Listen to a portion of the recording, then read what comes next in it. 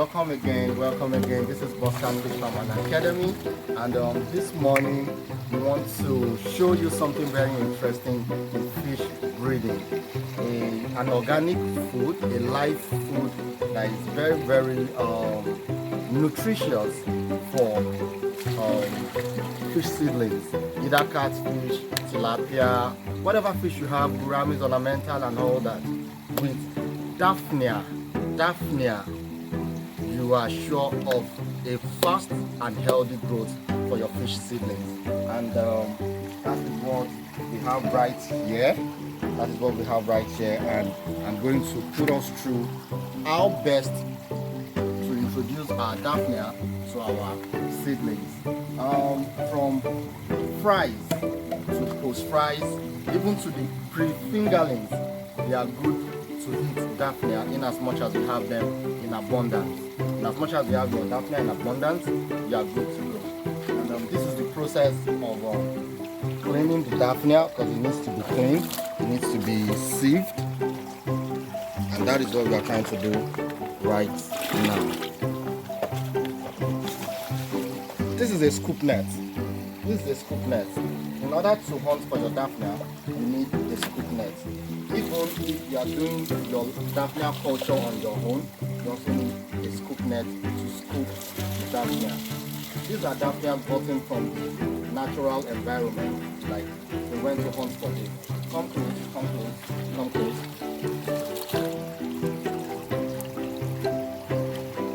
Daphnias can come in varieties of colors. But most of the time they come in reddish, pinkish color. But nonetheless, Daphnia can also pick up the color of its environment, just like the catfish do. They can pick up the color of their environment. So if you are hunting your Daphnia or getting your Daphnia from areas with stagnant water, be prepared to get your Daphnia in sort of like a blackish green or greenish color or something similar. But if you are getting it from a large body of water, like a canal that has some sort of flowing current in them, then you're ready to get your Daphnia in reddish color, either pinkish red or whatever. So what we're about to do now is sieving. You need to sieve your Daphnia. Because they came with a lot of dirty particles. So you need to sieve. The sieving is very important.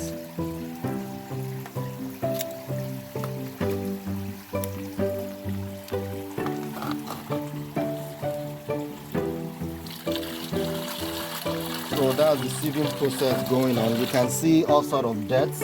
Like I said, these Daphnias were hunted from the natural environment. So this was gotten from the canal. Some part of the biosecurity of your farm is to make sure you sieve the Daphnia properly. You sieve it properly.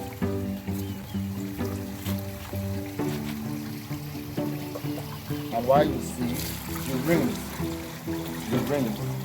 While you sieve, you rinse.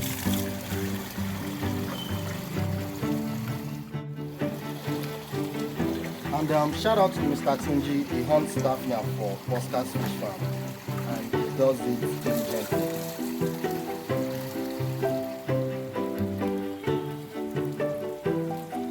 This is Daphnia manga.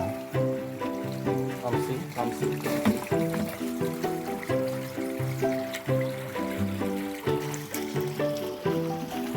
Can you see? This is Daphnia. This is how it looks like. What you are seeing here is alive. They are a class of zooplanktons used in feeding our fish. Very nutritious. This has got at least 80% of crude protein and other nutritional values. Now, how do we feed this Daphnia to our fish? We have two different ways of feeding. We have the direct feeding, which is the dry feeding, and we have the wet feeding. What is the dry feeding? The dry feeding is just by you taking your chunk of Daphnia like this and introducing it to your pond, while the wet feeding is diluting this Daphnia with water before introducing it to the pond. We are going to try the two methods so that you will see how it looks. Come along with me. So now this is dry feeding. This is dry feeding. In Bosca Fish Farm, I prefer using the wet feeding because it gives the Daphnia, it gives my fish the ability for them to hunt properly, because the Daphnia will be easily spread in the pond easily. But with dry feeding, you just have to, place it strategically. You understand? So come see how the dry feeding works. You will see the Daphnias, they become active and alive. You can see them swimming. You can see the Daphnias swimming. So this is a live food. It makes your fish active. They hunt. It gives them that hunting instinct. They hunt for their meal, and that is what it's supposed to be. And they will grow fast and active. Now let's take it to the wet feeding. Now this is the wet feeding.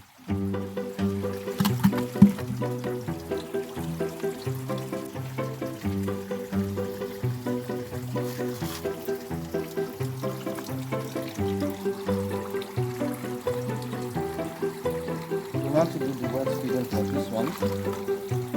And like I said, from fries of this size to like pre-fingerlings, even the sizes you have here can take this. You can see.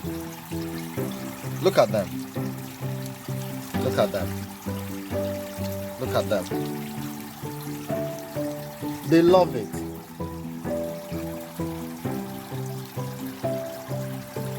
In as much as you can get your Daphnia in abundance, all your seedlings can eat Daphnia.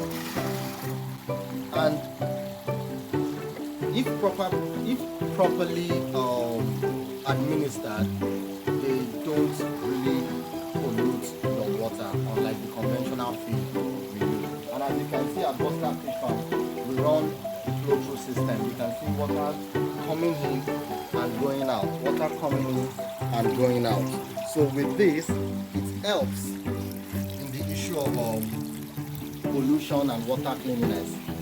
If you see behind you there, the juveniles there, water is also coming in and going out. So like I said, we run a flow-through system. Now because Daphnia is alive, in as much as the water condition is suitable for them, your fish can always come back to feed on them at any given time. See, they are alive. Now this is the wet feeding.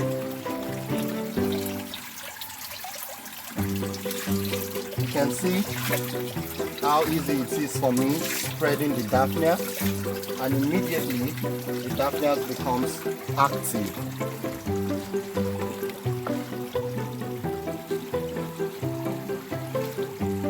And with my observation, the wet feeding causes lesser pollution than the dry feeding.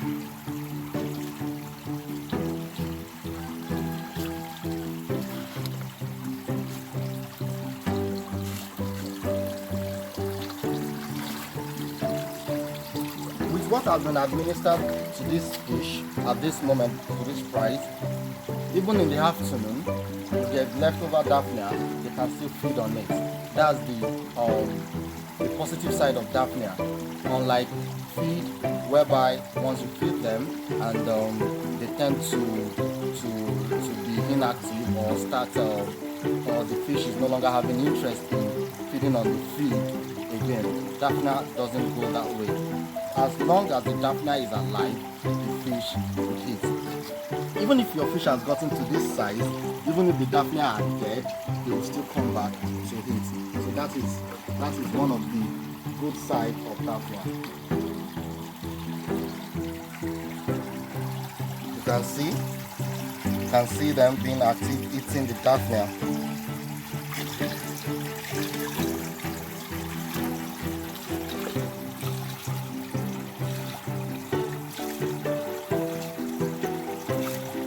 in as much, like I said, in as much as you can get Daphnia in abundance, then you can feed your Daphnia from fry level to pre-fingerlings level. Fry level to pre-fingerlings level. What's pre-fingerlings level?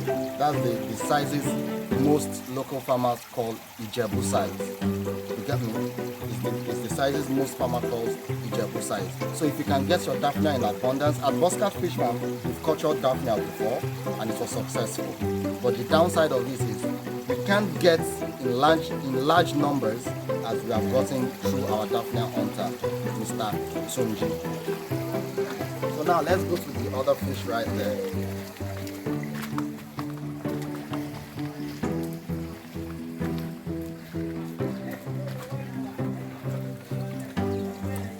You can see the sizes as well.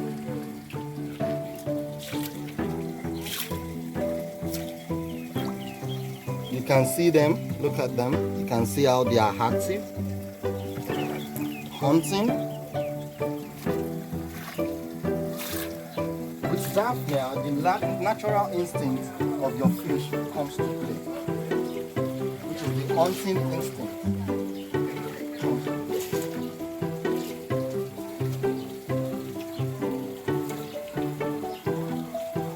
Even up to fingerlings level, you can feed your Daphnia. The one we fed there are standard fingerlings, which that same size are the sizes some call post fingerlings. With what the fishes have taken this morning, they don't need a conventional feed for this morning again. The Daphnia is more than enough for them. If they can't finish it, in as much as the Daphnia is still alive, they will come back to feed on them. See now, as you can see now, we have fed our Daphnia with about 3 different categories of fish. The fries, the fingerlings, and the pre-fingerlings, which shows that any of these sizes can take and consume Daphnia easily with no stress, and it will definitely be productive in their body system. Another thing for Daphnia is it boosts the immune system of the fish. It boosts the immune system of the fish. Once again, like I said, I have Mr. Tunji right here, who has been into this for years. He's a fish farmer, a breeder, a very good one at that, and he's been supplying me with Daphnia for years as well. So Mr. Tunji, can you tell us the experience, what it takes, what do you go through having to hunt for Daphnia?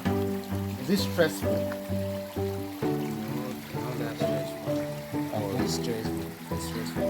Okay. Other ways. Okay. But sometimes you go far east to Daphnia before you get to see it.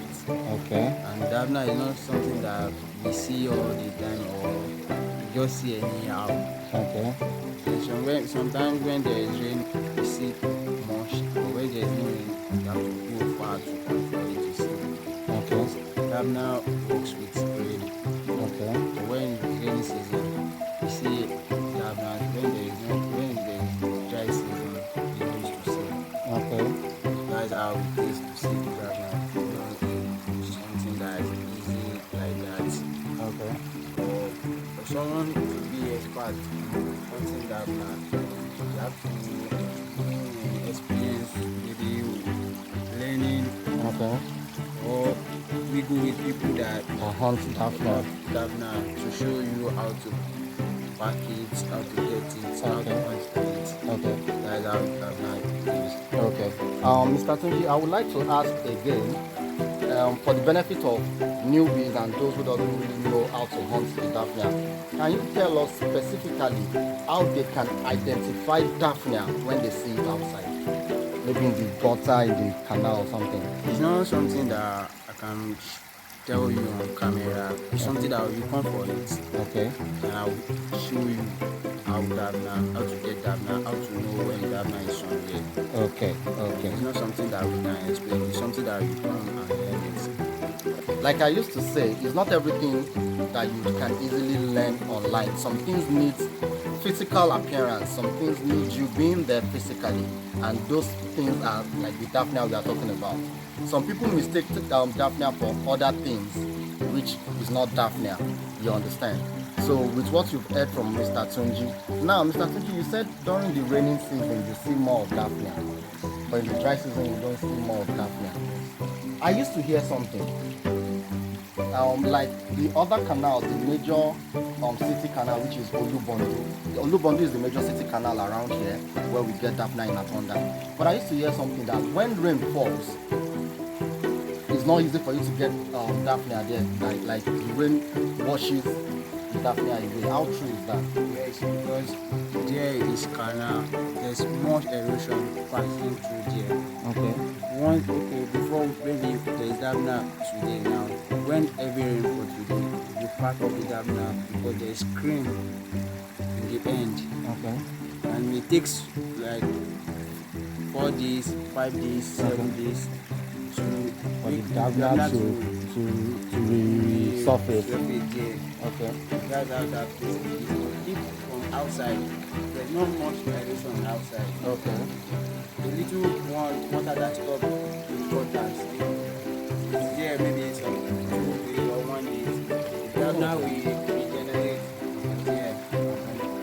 That's how we get our Daphnia.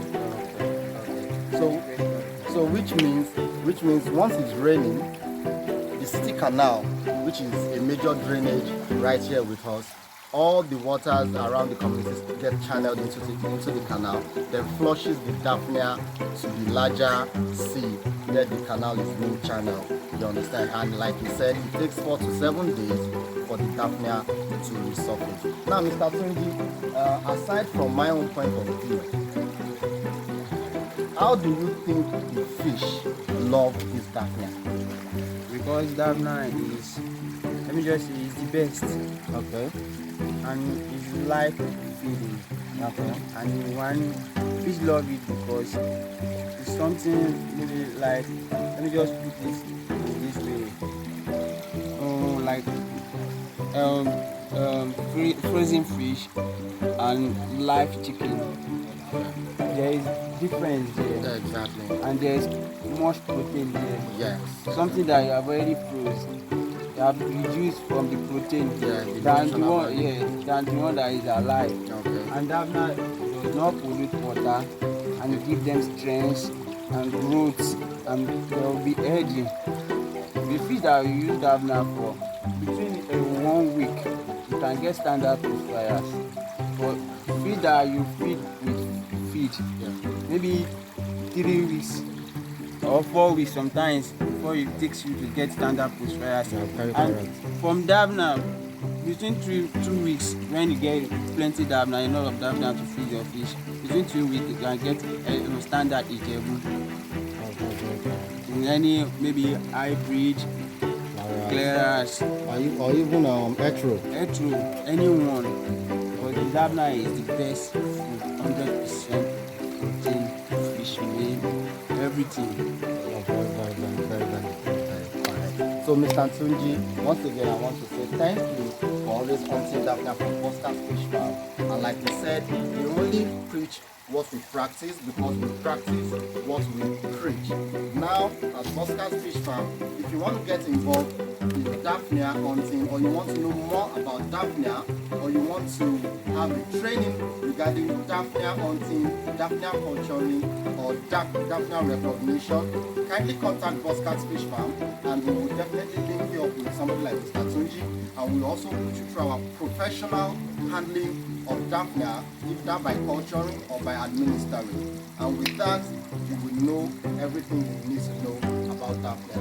If you have any question regarding this video, this class, this teaching of today, kindly contact Bosca's Fish Farm.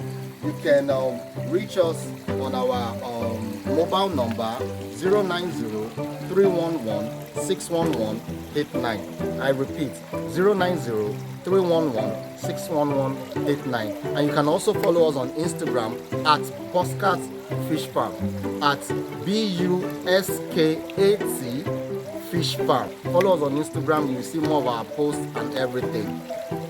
I remain yours, Boscat himself, Akumi Samuel Olubusayo. And I have Mr. Tunji right here once again. From this side, we say, keep having a good aqua business. Thank you.